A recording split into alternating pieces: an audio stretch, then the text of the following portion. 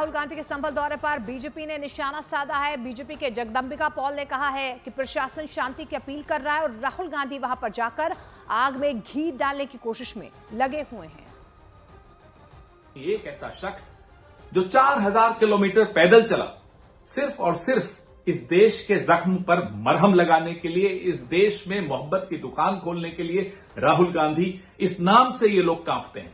इतना कांपते हैं कि अगर राहुल गांधी जी संभल जाना चाहते हैं, उन परिवारों से मिलने जाना चाहते हैं जिन्होंने अपने बच्चे खोए हैं, तो इनको घबराहट होती है राहुल गांधी को उत्तर प्रदेश में घुसने से कैसे रोकें, ये षड्यंत्र रचे जा रहे हैं। क्यों जाना चाहते? अगर कोई दुर्भाग्यपूर्ण घटना हुई तो अब उस घटना में अगर वहाँ प्रशासन वहाँ की स्थिति को सामान्य कर रहा है और वहाँ पे फिर से स्कूल कॉलेज खुल गए, लोगों में आपस में एक समन्वय हो रहा है, तो सभी पार्टियों से अपील की गई कि अभी कोई नेता न जाए। अगर ये एलओपी हैं, लीडर ऑफ अपोजिशन हैं, तो इनका काम है यहाँ से शांति की अपील करें, ना कि जाकर के आग में घी डालने का काम करें। उधर राहुल गांधी को संभल में आने से रोकने के लिए संभल के जिला अधिकारी ने पड़ोसी जिले के अधिकारियों को पत्र लिखा है। ये पत्र गाजियाबाद के पुलिस कमिश्नर, बुलंदशहर और अमरोहा के पुलिस अधीक्षक को लिखा गया है, जिसमें संभल में हुई हिंसा और उससे पैदा हुए तनाव का जिक्र किया गया है। साथ ही इस बात की जानकारी दी गई है कि संभल में तनाव को देखते हुए 10 दिसंबर तक बीएनएस की धारा 163 लगाई गई है। साथ ही किसी बाहरी राजनीतिक और सामाजिक संस्था के बिना परमिशन के प्रवेश पर रोक की जानकारी दी गई है।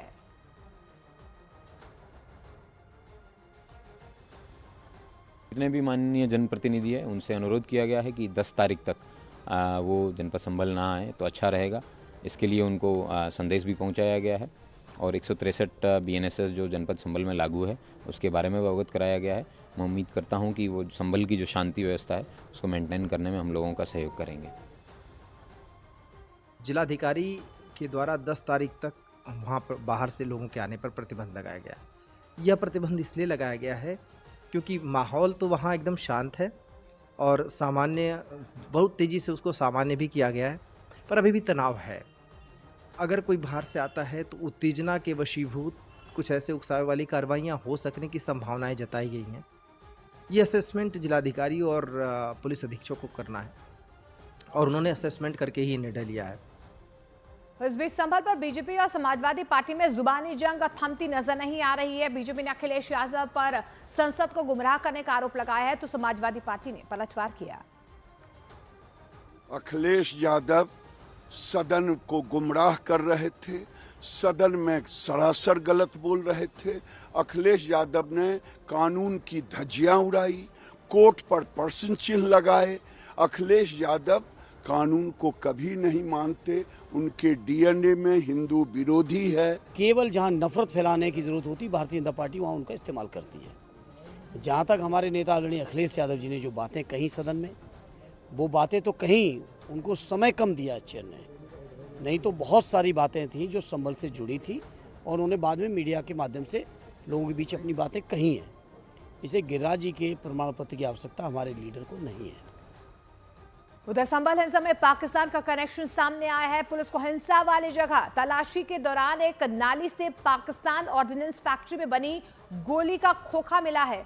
पुलिस को पाकिस्तान आर्मी मेड 9mm का एक खोखा और 2 कारतूस मिले हैं। इसके अलावा 12 बोर के 2 खोखे और 32 बोर के 2 खोखे भी बरामद किए गए हैं।